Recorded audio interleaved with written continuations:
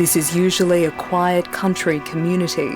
Come outside! But 33 years ago, it was exploding with anger and anguish. Come out here and tell us it was a clear-cut suicide case! Come out here and say it! Boney was arrested at 4:30 p.m. on Thursday on a breach of bail charge. An hour later, he was dead. In a town where racial tension is always simmering, this incident has lit a fuse. The death of 28-year-old Lloyd Boney in the local police cell caused a collective grief, which eventually turned to fury. I think the whole town was sad. What I think the riot happened? A lot of anger in the community. The town wasn't just mourning their own. This was the latest in a long line of Aboriginal deaths behind bars. Pat was bashed and kicked in a brawl with police outside the Roban pub. He was drunk and 16. He died in the police lockup that night. Eddie Murray was found dead in this police lockup at Wee Waa in 1981. Boney's death was the 44th Aboriginal death in custody since 1980.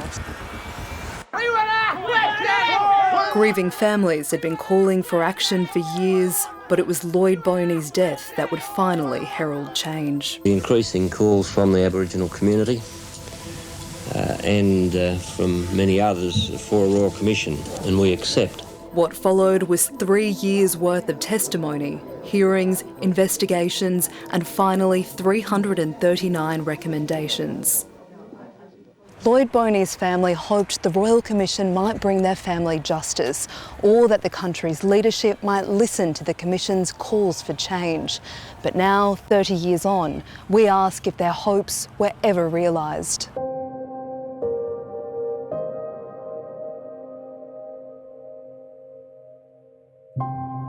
Nothing fazed him. Decades on, Lloyd Boney's memory remains strong with his family. There's not a day or night to go past where you lay in bed and you think about him. But the national reckoning his death sparked feels long gone. We need to change, big time. You make me laugh now. Life is quiet now for the Boney family, but the fight for a better life hasn't faded. Do I think that the Royal Commission bring the change to the community? In honesty, no. They see many of the same age-old social problems in their community. And the Royal Commission, what a waste of money. They could have spent it, put it into the Aboriginal communities and done a lot of good things with it. It hasn't changed nothing really. I feel the policing's gotten worse. We need so much to be changed in all these little communities. Our fish and the salad feast. For them, the Commission's findings mean little when their people are still locked up and dying. The Commission found that the best way to stop Indigenous deaths in custody was to stop the drastic over-representation of Indigenous Australians in prisons. Back then, Indigenous Australians made up about 14% of the prison population. Today, that's more than doubled to over 30%. Aboriginal people die more in custody because we're simply in custody more in the first place. I can't breathe! Last year, the global Black Lives Matter movement put the issue firmly back in the national spotlight. 30 years since the Royal Commission, we've seen over 450 Aboriginal deaths in custody, which means that over 15 families every year are losing someone. In recent times, Aboriginal families have lobbied for a national Indigenous justice target. And last year, the Commonwealth and state governments agreed. They pledged to move 15% of Indigenous adults and 30% of Indigenous young people out of prison within a decade.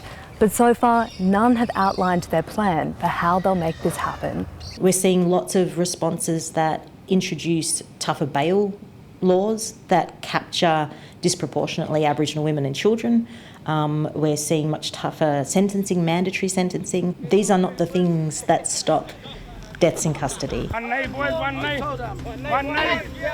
While these young men may not remember the riots that ripped through their community, they understand the challenges ahead. They know what it is and what happens to our people when they get locked up. It's a generation connected to the cause through social media. The generation today know what happens not only around Australia but around the world. Racial things are still around. We deal with them every day. A community again counting on change. Isabella Higgins, ABC News, Brewarrina.